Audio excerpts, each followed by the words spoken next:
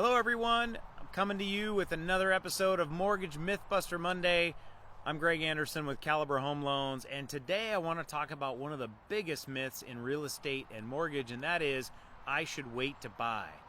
A lot of people are worried, especially with the current pandemic going on. They're worried about home prices dropping like they did during the last housing downturn back in 2008.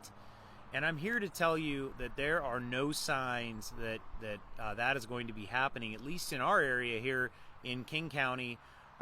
Everything that I'm hearing from economists that focus on real estate is they feel like the housing shortage that we have and the high-level jobs that what people have here in this area are going to keep the real estate market hot, which means multiple offers, which means home prices keep moving up. And with interest rates being so low, it just continues to push those home prices up because people can afford more.